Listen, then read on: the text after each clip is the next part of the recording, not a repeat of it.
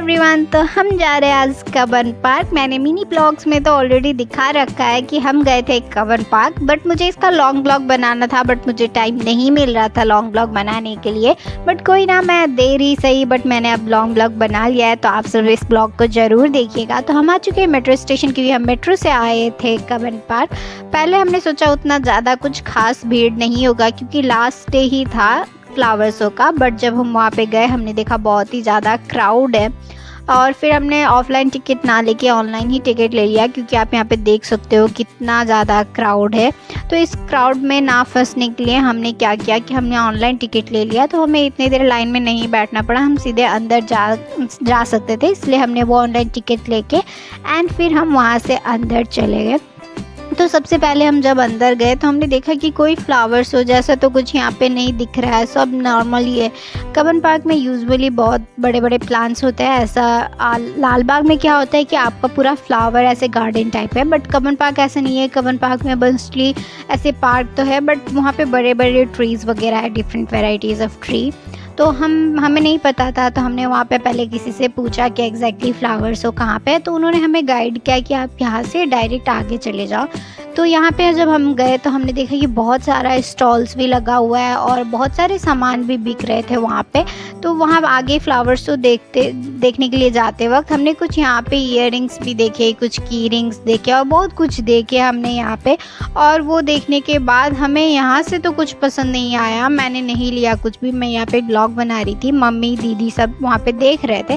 फिर हमें मिल गया कि अच्छा यही रास्ते हम आगे जाएंगे तो हमें फ्लावर शो दिखेगा, क्योंकि ऑलरेडी कुछ थोड़ा थोड़ा प्रिपरेशन जो होता है साइड में डेकोरेशन फ्लावर से वो स्टार्ट हो चुका था।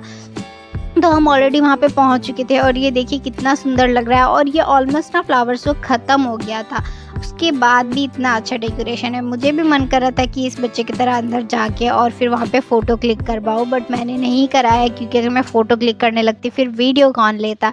वहाँ पे ना मुझे बहुत अच्छा लगा, क्योंकि फ्लावर्स मुझे बहुत ही अच्छा लगता है। ऐसा है कि मैं कितना भी गुस्सा हो जाऊँ और अगर मुझे फ्लावर्स मिल जाए, अगर मैं फ्लावर्स देख लूँ या फिर मैं गार्डन में चली जाऊँ, तो मुझे बहुत अच्छा लगता है। और ना यहाँ पे एक डियर था और उसके साथ सारे लोग फ़ोटो खिंचवाने के लिए इतना भीड़ हो रखा था, तो हमने वहाँ पे फ़ोटोज़ वगैरह तो क्लिक नहीं किया और मैंने फिर वहाँ पे वीडियो लिया और हम आगे चले गए। और हम जब आगे गए तो हमने देखा वहाँ पे उन्होंने 2 एलिफेंट भी बना रखे थे, और शायद उन्होंने बनाया था टमाटर, कैप्सिकम और करेला का यूज़ करके हाथी को, और 2 डॉल्फिन भी थे वहाँ पे, और वो बहुत ही ज़्यादा अच्छा लग रहा था। फिर अगर हमने वहाँ पे ये सारा डॉल्फिन, एलिफेंट वगैरह को देखा एंड उसके बाद वहाँ पे साइड में फ्लावर से भी उन्होंने डेकोरेट कर रखा था, साइड में पूरा एक लाइन से फ्लावर्स थे। उसके बाद हम आगे निकल गए कुछ आगे देखने के लिए और फिर हम चलते जा रहे थे और साथ में मैं वीडियो भी बना रही थी। पहले मैं सोचती थी लोग क्या बोलेंगे, लेकिन अब क्या ही फ़र्क पड़ता है, क्योंकि ऑलमोस्ट सारे लोग ही कुछ ना कुछ तो बनाते ही रहते। इफ़ ब्लॉग नहीं बनाते तो नॉर्मल वीडियो तो लेते ही रहते, तो उनको क्या पता है कि मैं इस वीडियो से ब्लॉग बनाने वाली हूँ या कुछ भी।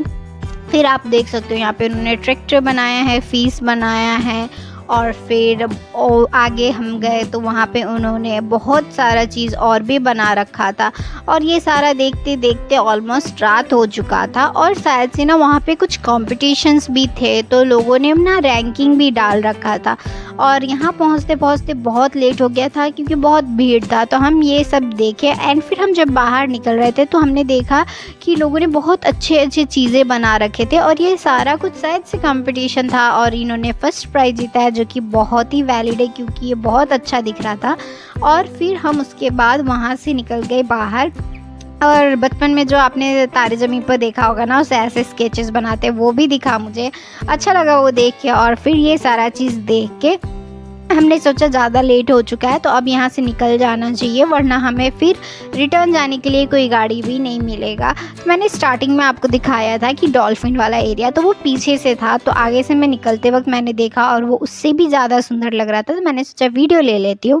तो चलिए, अब कब्बन पार्क का तो फ्लावर्स तो हमने देख लिया, इसमें भी मम्मी के साथ स्कैम हो गया था। मम्मी को लगा था हम लेके जाएंगे उनको लाल बाग फ्लावर्स दिखाने के लिए, बट वहाँ पर ज़्यादा भीड़ होता है, इसलिए हम चले आए थे कब्बन पार्क। और यहाँ से निकलते वक्त उन्होंने फिर से कुछ ईयरिंग्स वगैरह देखे और फिर हम आ चुके हैं मेट्रो स्टेशन। पहले हम सोचे कि हम जाते वापस घर, फिर हमने सोचा अभी टाइम है तो हमें कुछ शॉपिंग भी करना था, तो हम सोचे कि पहले वीआर मॉल चले जाते हैं।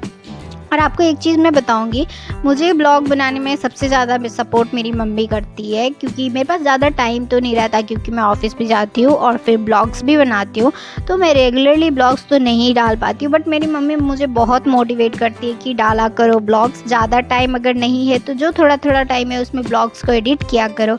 और वीआर मॉल में जाते ही हमने देखा कि यहाँ पे उन्होंने क्रिसमस ट्री रखा हुआ था, क्योंकि क्रिसमस आ रहा था और क्रिसमस के टाइम पे आप जितने भी मॉल्स में जाओगे सब में क्रिसमस ट्री होगा और वहाँ पे बहुत ही अच्छा डेकोरेशन भी होगा, एंड प्लस वहाँ पे कुछ सेल्स भी लगे हुए होते हैं। तो यहाँ पे हमने देखा और यहाँ पे फिर से मम्मी और दीदी ये सब सारे शॉपिंग करने लगे। बट मुझे शॉपिंग करना बिल्कुल भी पसंद नहीं है, मुझे बहुत आलस आता है शॉपिंग करने में, और ना मुझे बहुत मुश्किल काम लगता है शॉपिंग करना। इंस्टेड मैं प्रेफर करूँगी अगर मुझे कुछ चाहिए तो मैं ऑनलाइन मंगा लूँ, बट मैं फ़िज़िकली शॉपिंग यहाँ पे जाके फिर करूँ, सामान चूज़ करूँ, फिर उसका पे करूँ और फिर थक के वापस घर आऊँ, वो मुझे बिल्कुल भी पसंद नहीं है।